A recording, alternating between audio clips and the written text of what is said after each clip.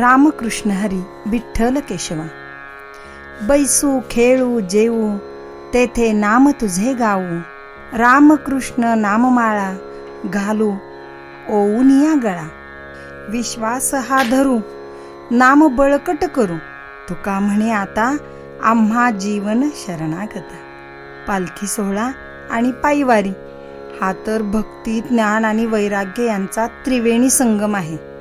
सर्व जाती धर्माच्या भिंती पाडून एकत्र आलेला हा वैष्णवांचा मेळा आहे. स्त्री पुरुष भेदभाव ही या मांदियाळीमध्ये उरत नाही, कारण वारकरी हा शब्दच व्यापक आहे.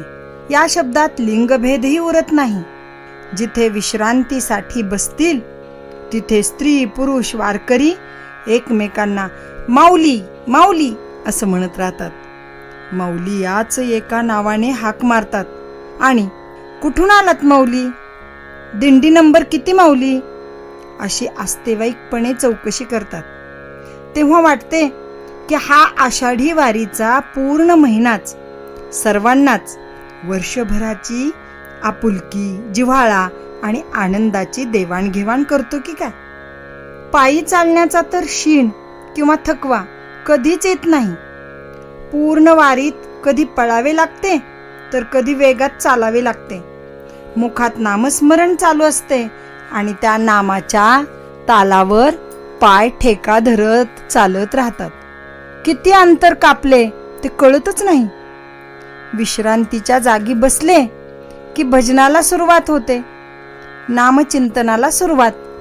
हरिपाठ, नित्यभजन म्हणजे जेवताना हरिनाम, फुगड्या खेळताना हरिनाम, रिंगण करताना हरिनाम. रामकृष्ण नामाची माळच गुंफली गेली आहे आणि ती अखंड कंठात निनादत आहे. हीच जाणीव प्रत्येक वारकऱ्याच्या तनमनात असते आणि आपल्या मायबापावर, त्या परमेश्वरावर गाढ श्रद्धा व विश्वास असतो. ज्ञानोबा, माऊली, तुकाराम या तारक मंत्राचा आधार असतो. म्हणूनच वैराग्य प्राप्त होते आणि पूर्ण महिनाभर वारकरी व्यवहारिक दुनियेपासून जाणीवपूर्वक दूर राहतो आणि भक्तिरसात न्हावून निघतो. नामाचं बळच चालण्याची ताकद देते.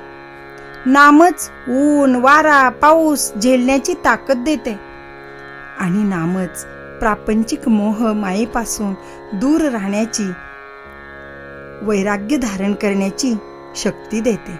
मोह माया ही प्रपंचात खेचून आणते, तर वैराग्य भक्तिरसाची वाट दाखविते.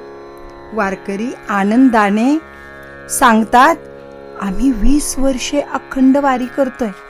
कोणी 30 वर्षापासून तर कोणी 40 वर्षे झाली वारीत आहोत, असं आनंदाने सांगतात.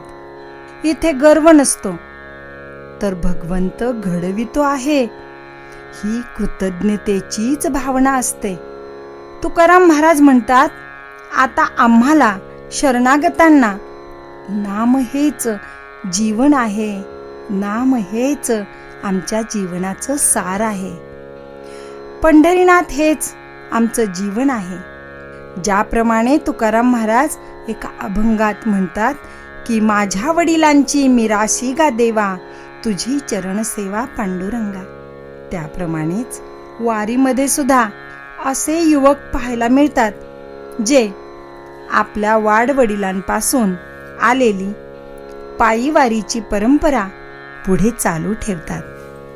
हे पाहून त्यांच्या भाग्यवंत असण्याचा आनंदही वाटतो आणि कौतुकही वाटते. कारण महाराजच म्हणतात, तरणा भाग्यवंत जो नटे हरी कीर्तनात.